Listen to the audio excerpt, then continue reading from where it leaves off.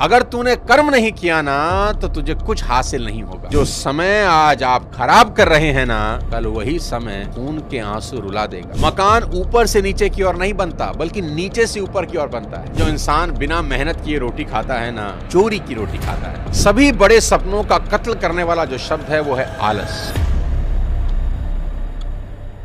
साथियों, कभी सोचा है कि इंसान नंगा ही क्यों पैदा होता है? इस एक बात को आज गहराई से सोचना कि पैदा होते वक्त किसी भी इंसान के तन पर वस्त्र नहीं होते। प्रकृति उसे कुछ नहीं देती, खाली हाथ भेजती है। होना तो ऐसा चाहिए था कि इधर बच्चा पैदा हुआ, उधर कुदरत ने आसमान से उसकी जरूरत की सभी चीजें टपका दी। गाड़ी भेज दी, मकान भेज दिए, ऐशो आराम की सभी चीजें भेज दी, खाने पीने की चीजें भेज दी कि ले भाई खा पी और ऐश कर। लेकिन कुदरत ऐसा कभी नहीं करती। क्या कुदरत के पास ये सब चीजें होती नहीं हैं? जरूर होती हैं, पर कुदरत कहती है कर्म कर और जो चाहता है मुझसे ले ले। तेरी जरूरत की हर चीज इस दुनिया में मौजूद है। तेरे मन में इच्छाएं जन्म लेती रहेंगी, लेकिन कर्म करके तू अपनी हर इच्छा पूरी करते रहना। कुदरत कहती है सावधान रहना, अगर तूने कर्म नहीं किया ना तो तुझे कुछ हासिल नहीं होगा, और फिर एक दिन मैं तुझे ऐसी ही वस्त्रहीन वापस बुला लूंगी। पृथ्वी का सारा वैभव तुझे पृथ्वी पर ही छोड़ना होगा। कुछ भी तेरे साथ न जाएगा। सुख और दुख मेरे ये दो दूत तेरे साथ रहेंगे हमेशा।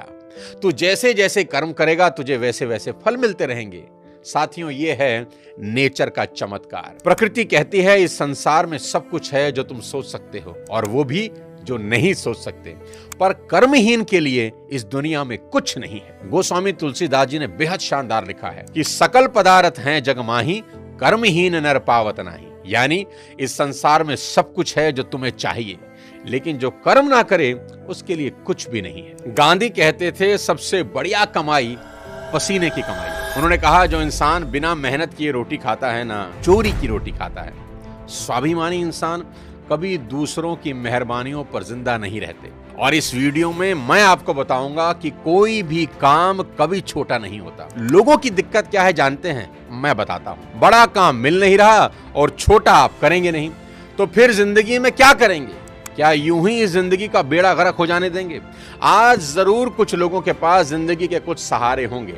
माँ बाप का सहारा होगा, इधर उधर का कोई सहारा होगा, लेकिन कल यदि वो सहारे नहीं रहे तो क्या करेंगे हुजूर? इस बात को आज अच्छे से समझ लें कि जो समय आज आप खराब कर रहे हैं ना, कल वही समय खून के आंसू रुला देगा, और ये दुनिया आपकी बर्बादी का तमाशा देखेगी हंसते हंसते। काम चोर और कर्महीनों की यही गति होती है। नोट कर लो आज मेरी बात कि इस दुनिया में समझदार लोग किसी काम को छोटा नहीं समझते। वो समझते हैं कि छोटे से ही बड़ा हुआ जाता है। अरे दोस्त, तुम पूरा इतिहास उठा के देख लो, हमेशा हर चीज छोटे से बड़ी हुई है। खुद सोचो, दिमाग लगाओ, आप बड़े पैदा हुए थे कि छोटे? सीधा 20 साल के तो पैदा नहीं हुए थे ना, धीरे धीरे ही बड़े हुए। एक छोटा सा बीज ही पेड़ बनता है।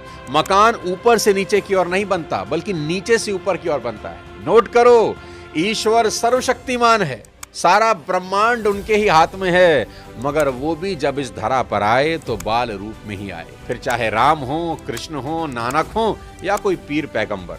प्रकृति, नेचर हमेशा छोटे से बड़े होने को सपोर्ट करती है। इसलिए किसी भी काम को कभी छोटा मत समझना। कोई भी काम हाथ में लेकर मेहनत और लगन से उसे बड़ा बना देना। उठो, कमर कस लो, कसम उठा लो कि इस दुनिया को कुछ करके दिखाना है यार, कुछ बनना है। गुमनामी की मौत नहीं मरना। पूरी दुनिया के लिए नहीं तो कम से कम अपने देश के लिए उठो। देश के लिए ना सही तो राज्य के लिए उठो। राज्य के लिए ना सही तो सोसाइटी के लिए ही सही। ऐसी मिसाल कायम करनी है कि लोग आपको और आपकी मेहनत को कालांतर तक याद रखें कि कोई इस धरती पर आया था और अपने पैरों के निशान छोड़ गया। ये दुनिया आपको एक कर्मवीर की तरह याद करे, ना कि एक कामचोर और निकम्मे इंसान के तौर पर। दोस्तों, जहां हो वहीं से शुरू करो, जैसे हो वहीं से शुरू करो, बस शुरू करो।